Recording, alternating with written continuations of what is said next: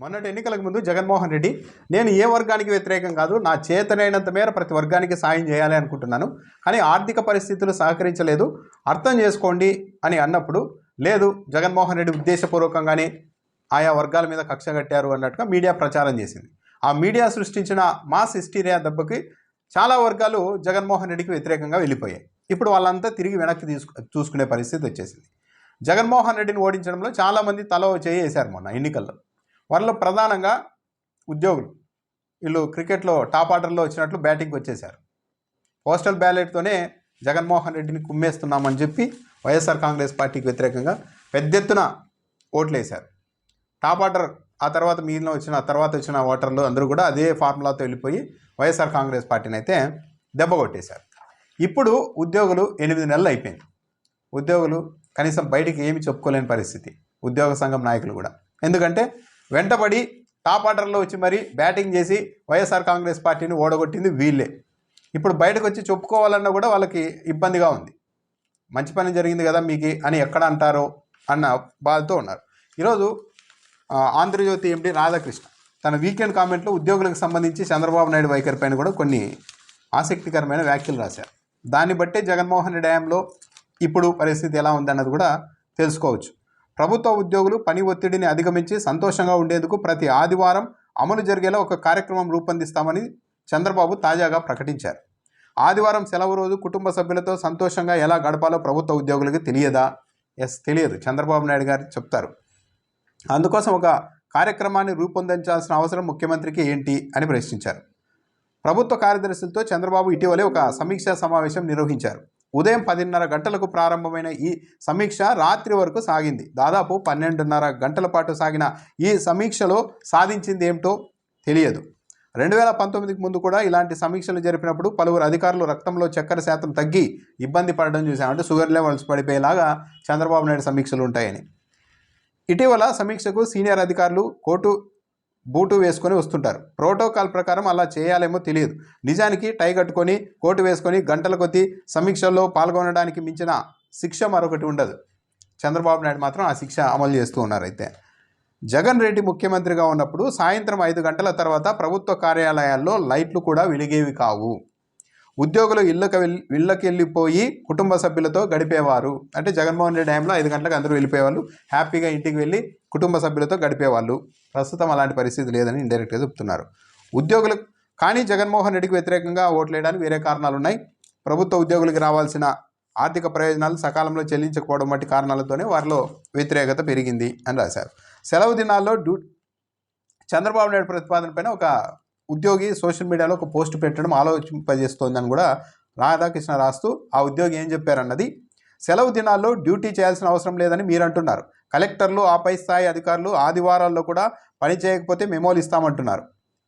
ఎప్పుడో సంగతి ఎందుకు, పంచాయతీరాజ్ శాఖ యాప్ అప్డేట్ చేయకపోతే మామూలుగా ఉండదని ఈ మధ్య పంచాయతీరాజ్ ఉద్యోగులకు మెసేజ్ పెట్టారు. అయ్యా చంద్రబాబు నాయుడు గారు, ప్రజల్లో సంతృప్తి స్థాయి అభిప్రాయాలు తెలుసుకోవడానికి ఐవీఆర్ఎస్ సిస్టంలో కాల్ చేసి ఎలా తెలుసుకుంటున్నారో అలాగే ప్రభుత్వ ఉద్యోగులకు కూడా కాల్ చేసి వాళ్ళ సమస్యలు, అభిప్రాయాలు తెలుసుకునే ప్రయత్నం చేయండి సార్ అంటూ అతను మెసేజ్ పెట్టాడంట. వాస్తవ పరిస్థితికి ఈ పోస్ట్ అద్దం పడుతోంది అని కూడా రాధాకృష్ణ ధృవీకరిస్తున్నారు. చంద్రబాబుకు టెక్నాలజీ అంటే మక్కువ ఎక్కువ కనుక ఆ దిశగానే పీపీటీలను అంటే పవర్ పాయింట్ ప్రజెంటేషన్లు రూపొందిస్తున్నారు. 12 గంటల పాటు సాగిన సమీక్షా సమావేశం వల్ల సత్ఫలితాలు వచ్చాయని ఇటు ప్రజలు కానీ అటు అధికారులు కానీ ఉద్యోగులు కానీ చెప్పే పరిస్థితి ఉందా అంటే ఈ సమీక్షలతో చంద్రబాబు నాయుడు సుదీర్ఘంగా చేస్తున్నారు కానీ ఏమీ ఉపయోగం లేదు అని రాధాకృష్ణ డైరెక్ట్గానే చెప్తున్నారు. ప్రభుత్వ ఉద్యోగులకు చట్ట ప్రకారం చెల్లించాల్సినవి సకాలంలో చెల్లిస్తూ వారిపై అదనపు పనిభారం వేయకపోతే వారు సంతోషంగానే ఉంటారు. అందుకోసం ప్రత్యేక కార్యాచరణ అవసరం ఉండదు. వాళ్ళు సంతోషంగా ఉండాలంటే ముందు వాళ్ళకి ఇవ్వాల్సినవి ఇచ్చేయండి, అప్పుడు హ్యాపీగా ఉంటారని రాధాకృష్ణ చెప్తున్నారు. నిజానికి తెలుగుదేశం పార్టీ ప్రభుత్వం ఉద్యోగులకు 23,000 కోట్ల రూపాయల మేర ఈ ఆర్థిక ప్రయోజనాలన్నీ పెండింగ్లో ఉన్నాయి. దాని గురించి ఎక్కడా కూడా తెలుగుదేశం పార్టీ పెద్దలు కానీ కూటమి పెద్దలు కానీ మాట్లాడడం లేదు. దాంతోనే ఉద్యోగ సంఘాలు లోపల రగిలిపోతూ ఉన్నాయి. చంద్రబాబు నాయుడిని మేము టాప్ ఆర్డర్లో వెళ్ళి మరీ జగన్మోహన్ రెడ్డిని ఓడించి చంద్రబాబు నాయుడిని గెలిపించుకుంటే ఇప్పుడు మమ్మల్ని ఏమాత్రం పట్టించుకోవడం లేదే అనే ఆగ్రహం అయితే ఉద్యోగుల్లో ఉంది. అది బయటకు రావడానికైతే కొద్దిగా టైం పట్టే అవకాశం అయితే స్పష్టంగా ఉంటుంది. అయితే ఇవన్నీ చంద్రబాబు నాయుడికి తెలియవా అంటే అని తెలుసు ఆయనకి. ఆ తెలియనంత అమాయకుడేం కాదు. కాకపోతే ఆయన సిద్ధాంతం, ఆయన వైఖరి అది. ప్రజలకు ఇవ్వాల్సిన పథకాల గురించి, దానిల గురించి, దీనిల గురించి చర్చలు జరుపుకోకుండా ఇలా సుదీర్ఘంగా సమీక్షలు జరుపుతున్నట్టు, విపరీతంగా కష్టపడిపోతూ ఉన్నట్టు, ఎప్పుడో 47 తర్వాత అలా జరుగుతుంది, ఇలా జరుగుతుంది అంటూ తనకు తాను ఒక విజనరీ అనుకుంటూ, చంద్రబాబు నాయుడు పాలసీ మొత్తం ఎప్పుడూ అంతే. వర్తమానాన్ని వదిలేసి భవిష్యత్తు గురించి ఆలోచిస్తూ ఆ భ్రమల్లో ప్రజల్ని ఉంచే ప్రయత్నం చేస్తూ ఉంటారు. అందుకే ప్రతి చోట ఆయన ప్రయోగాలు వికటిస్తూ ఉంటాయి. ఇప్పుడు పరిస్థితి ఒక ఉద్యోగులతోనే కాదు, రాష్ట్ర వ్యాప్తంగా రైతుల్లో కావచ్చు, మహిళల్లో కావచ్చు, ప్రతి సెక్టార్లోనూ, ప్రతి రంగంలోనూ ఒక నిర్లిప్తత ఏర్పడింది. చంద్రబాబు నాయుడు అసలు మామూలుగా మోసం చేయలేదు మమ్మల్ని. జగన్మోహన్ రెడ్డి 5 రూపాయలు ఇస్తున్నాడు, నేను 100 రూపాయలు ఇస్తా, నాకు సంపద సృష్టి తెలుసు అని చెప్పి ఓట్లు వేయించుకొని ఈరోజు ముంచి పారేశారు. కనీసం మాట్లాడేందుకు కూడా అవకాశం ఇవ్వడం లేదు. ఎవరన్నా ఇచ్చిన హామీలు అమలు చేయండి అంటే ఊర కుక్కలు అని తన పార్టీ వాళ్ళే కాకుండా తన మిత్రపక్షం జనసేన పార్టీ అగ్రనాయకులు కూడా మాట్లాడే పరిస్థితి రావడం చూసి అందరూ లోలోన బాధపడుతూ ఉన్నారు. ఉద్యోగులు అయితే ఈ బాధ, ఆవేదన ఇంకా చాలా ఎక్కువగా ఉంది. కాకపోతే వాళ్ళు బయటపడడానికి కొద్దిగా టైం అయితే పడుతుంది. ఇప్పటికీ కూడా పీఆర్సీ చైర్మన్ని కూడా నియమించలేదు, ఐఆర్ లేదు. సో ఇవన్నీ బయటకు రావడానికి కొద్దిగా టైం అయితే పడుతుంది. చంద్రబాబు నాయుడు గారు ఎప్పట్లాగే ఏం మారలేదు. 2014-19 మధ్య కూడా ఇలాగే చెప్పేవాళ్ళు. 70%, 80% అనేవాళ్ళు. ఈరోజు రాధాకృష్ణ గారు కూడా రాశారు, 70% ప్రజలు నా పట్ల సానుకూలంగా ఉన్నారని. అప్పట్లో నా మీద మోజుగా ఉన్నారు, నేను మళ్ళీ గెలుస్తానని కూడా చంద్రబాబు నాయుడు గారు చెప్పుకునేవాళ్ళు. ఇప్పుడు కూడా సేమ్ అదే వచ్చేశారు. ఆయన కేవలం మాటలతోని 5 ఏళ్ళు లాగించేయాలనుకుంటున్నారు.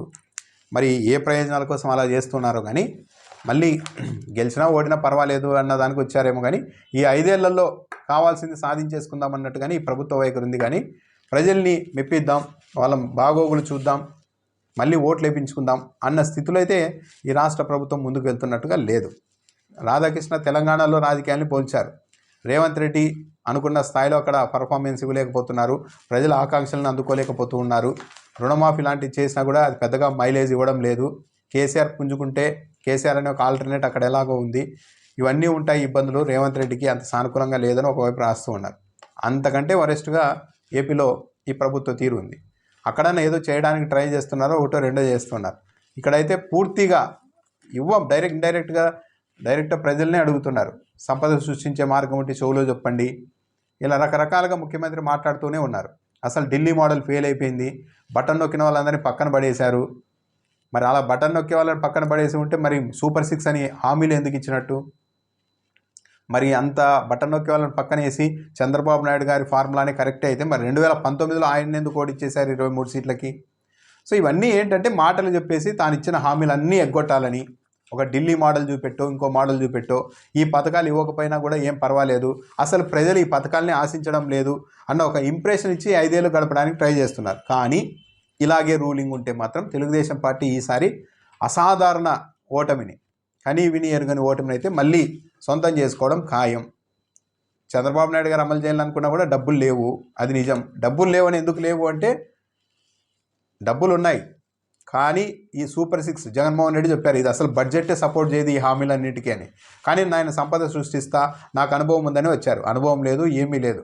అనుభవం అంటే ఎలా ఉంటుంది అంటే, రిజిస్ట్రేషన్లు తగ్గిపోయాయి, ఆదాయం తగ్గిపోయింది అంటే రిజిస్ట్రేషన్ ఛార్జీలు పెంచితే ఆదాయం సమానం అవుతుంది అన్నట్టుగా వ్యవహారం నడుస్తోంది. ప్రతి దాన్ని ప్రైవేటైజేషన్ చేయడం, ప్రతిదీ ప్రజల నుండి పిండడమే తప్పించి ప్రజలకు తిరిగి ఏదైనా చేద్దామన్న ఆలోచనతో ఈ ప్రభుత్వం లేదు. సో ఇవన్నీ కూడా ఒకరోజు తెలుగుదేశం పార్టీ కూటమి ప్రభుత్వానికైతే తిరిగి దెబ్బ కొట్టడం అయితే ఖాయం.